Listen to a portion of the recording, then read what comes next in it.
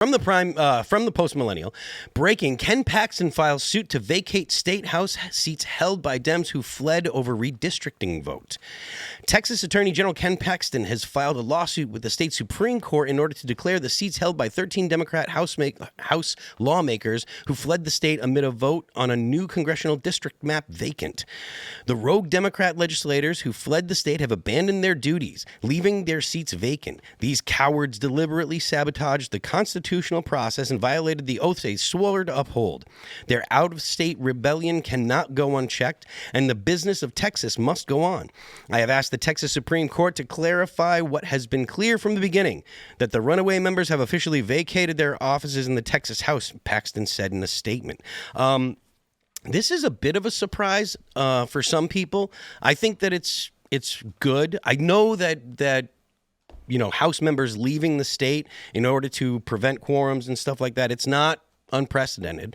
But it does seem like Ken Paxton wants to put a little oomph behind it, and I think that probably has something to do with the fact that he's after John Cornyn's seat. Yeah, we were talking about this yesterday as well. So, without 100, they can't do business, right? Yep. So that's the issue. So it's the government's already inefficient, and now they can't even do anything because these Democrats have left. We were talking about it last night. The issue is okay, if you arrest them, you just martyr them, and you give them, all kinds of social credit. So what do we do? What's social credit going to do for them? Win elections, become the face of the Democrat Party. I mean, everyone's vying for that right now. Do you think that state legislators leaving really are going to have an impact on national Democrats? No, what I'm saying is if you arrest them. The point that I'm making is, most of the time, most Americans don't really pay attention to their own state governments, never mind the state government in Texas. Now, there are people that are worked up because this is about redistricting and stuff, but redistricting is not, redistricting halfway through the time for the census is not unprecedented. They've done it before. It's happened. I heard someone, I forget who it was, that was talking about this being an unprecedented situation, and it's not. No. They've had. It's rare. They say it's rare. It's rare, fine. Briscoe Kane said that. Yeah, it's rare. Yeah, rare is fine, but it's still unprecedented is different. And so I don't think that most Americans really are going to care. Right. Beyond Democrats are looking for something to talk about. What do you think? I mean, I'm not well versed on gerrymandering, but I mean, my opinion is that they should have stayed. I don't think it's right that they left. Can say that, and my question is the same. Something needs to be done about it. I feel like so. I think. Yeah. What do you do? You pick them up and force them back into their job. I mean, it's what are your options? And what I'm saying as far as becoming the face of the Democratic Party, they're being arrested, they're getting the photo op, it's going to be national news.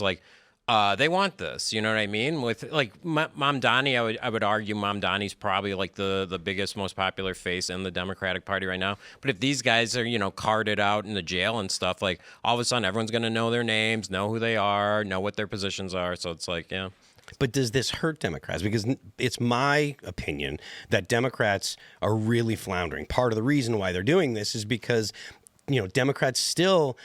Just yesterday, there was a clip of Nancy Pelosi talking about how they want to nationalize gender reassignment surgery for kids. This is an 80-20 issue.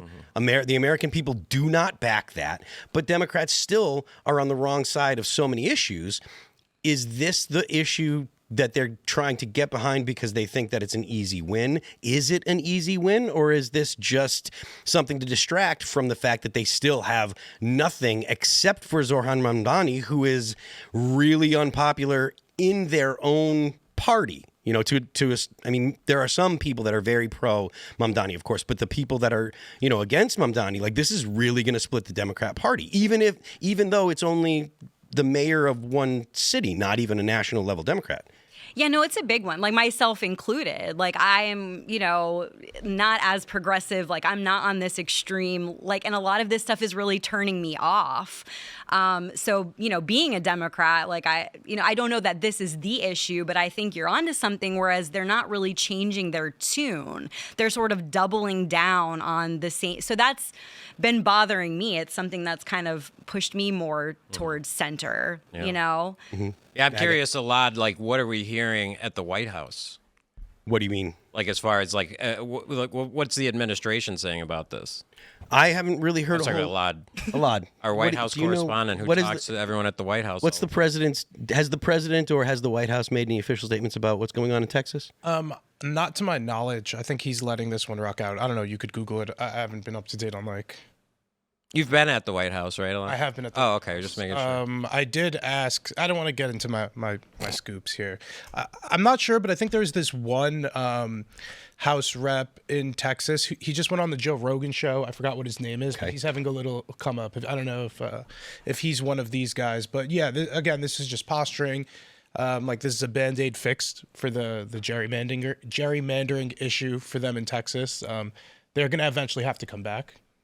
Yeah, it's an inevitability. It's a special session right now, and the special session I believe ends at the end of August. I think I'm not positive, but it's 30 days is what a special session is, and then if the governor wants to declare another or call another special session, they can.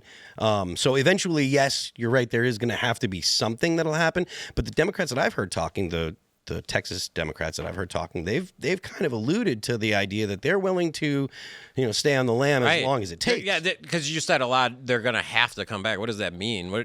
You can't force somebody to come back unless you arrest them, in which case then Are they going to stay out of their district until the next midterm election? No.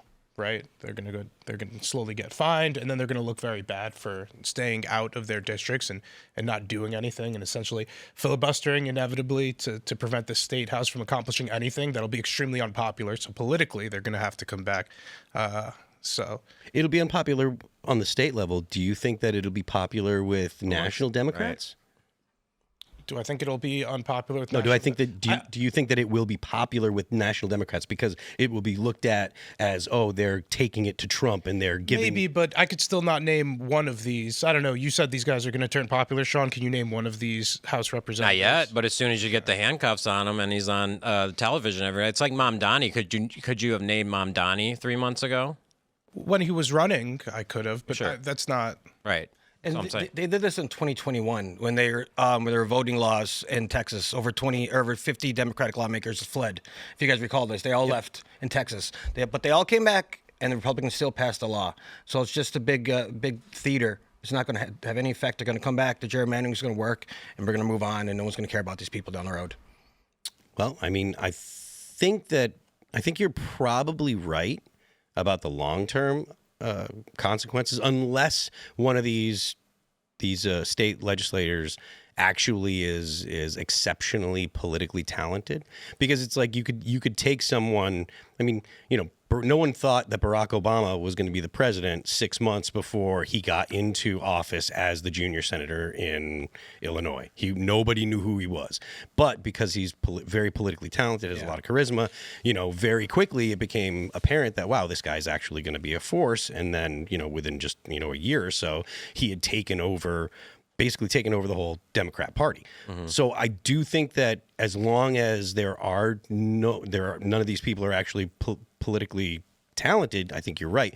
But this is the kind of thing that brings out, that shines the light on politically talented people. And we are in unprecedented times. Like I understand what you're saying. Like, would you say 50 years ago? No, just back in 2021. 2021. Okay. Yeah. So they all came back. Yeah. Okay. Over 50 left. They came back and I just think on the left they hate Trump so much that even what do the woke call it? Good trouble. They get into good trouble. So it's like this is what they see as their opportunity for that good trouble not coming back. And plus you can be broadcasted every day on social media.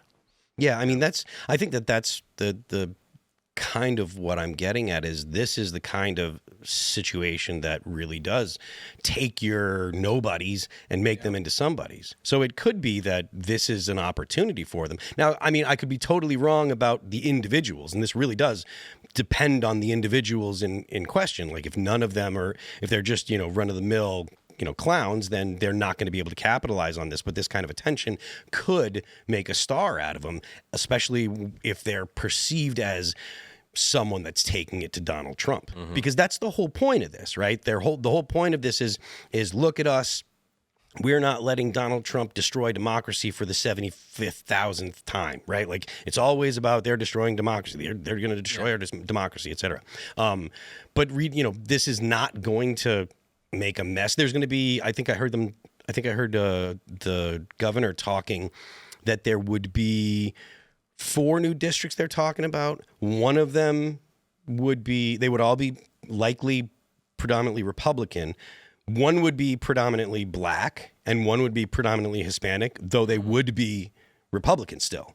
So it's not like the Democrats really can go with their normal catchphrases or what have you, like this is about racism, et cetera. Right. It's like, well, and not really if you've got a mostly black and a mostly Hispanic, this isn't about racism. This is about, representation. Does that make a difference?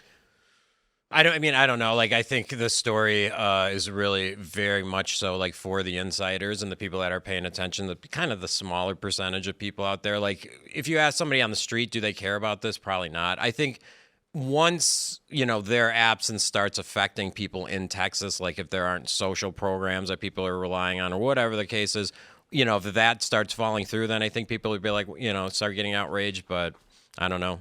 Kind of like what Raymond said, a lot of theater. And Jasmine Crockett, she's probably going to lose her seat. Yeah, that's hilarious. Let's go team. Actually.